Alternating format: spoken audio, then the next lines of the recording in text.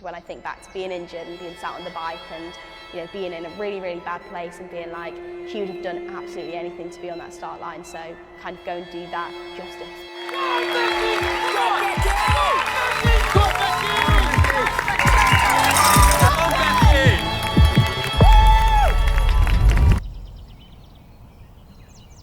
So like this week has looked like, so I did an easy run on Monday, and then Tuesday did like 4K tempo, Wednesday did 5x400 at the track, and then Thursday, Friday, Saturday will just be like easy jog and some strides, so like no more than 30 minutes, just nice and gentle, nothing like too slow, but equally like not quick, just kind of like keeping things flushed out. It'll be exciting, like it'll be really nice. I mean, there's not many British girls on the start line. I think the most that there'll be will be 6. I think most looking forwards to is turning that final corner and seeing that finish line. I think, you know, unlike maybe shorter races, like with a marathon, the nerves don't really go until you actually can see the finish line, because, you know, far too often we see like marathon runners, you know, stumbling like in the last kind of like mile, last decade, because it really isn't over until like you actually like kind of see the finish line type of thing. So yeah, really looking forward to just seeing that finish line, getting myself to it, and just being there. I've been thinking about it a lot, and then the part that I'm kind of like least looking forward to is going to be the tunnels, which I know sounds really silly, but you know, we know in London Marathon that there's some fairly long tunnels, and I think you know, it's very quiet, it's quite eerie, and I think that, you know, unlike when you're in the masses when there's lots of people around you, like there's a very high likelihood that there won't be anyone in front of me or behind me type of thing, you know, so that if us British girls kind of like run separately, which yeah, it's just not really that fun because it's very quiet and dark. But a good marathon would be one where I can kind of be on the other side of that start line and just think to myself, like, you did right to like not give up after that injury. I don't want this to be the fastest marathon that I ever run. I want it to be a stepping stone, to be kind of like, yeah, Becky, all those people that doubted you and thought that you would never come back, like actually like, yeah, like you can, and you enjoyed that experience, and yeah, it was hard, but like you gave it your all, and like you've crossed that finish line, you think like, yeah, I'm pleased with that. Actually running to feel is going to be a big part of this London Marathon. Like, you know, I don't really know what I'm capable of at this point. Like, one of my big goals in terms of like my career long term is one day to be the first British woman at London Marathon.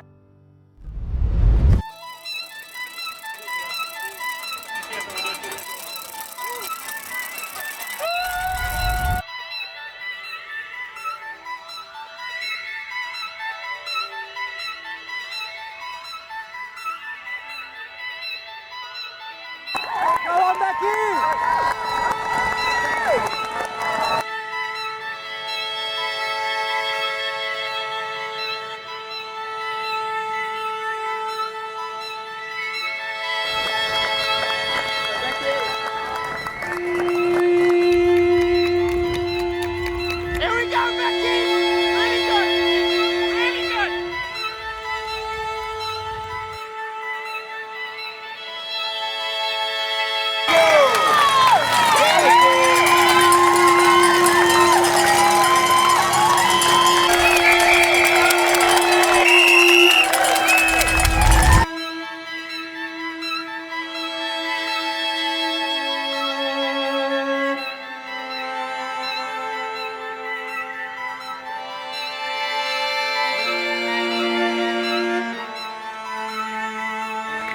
Well done, go on, Becky!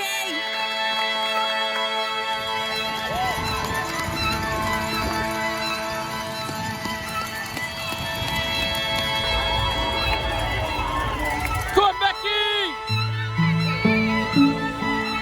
Nice, Becky, let's go, come on, let's go! Go on, Becky!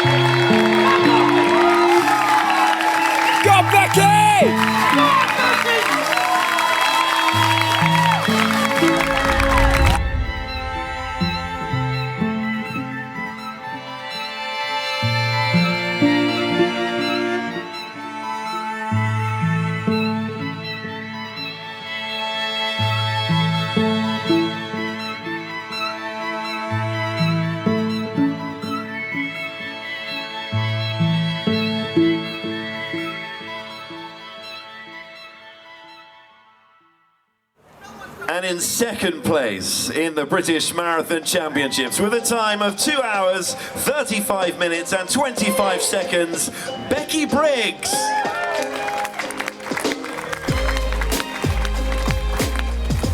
Time of 2 hours, 35 minutes, 25 seconds, first place and the winner of the Women's England Marathon Championships, it's Becky Briggs.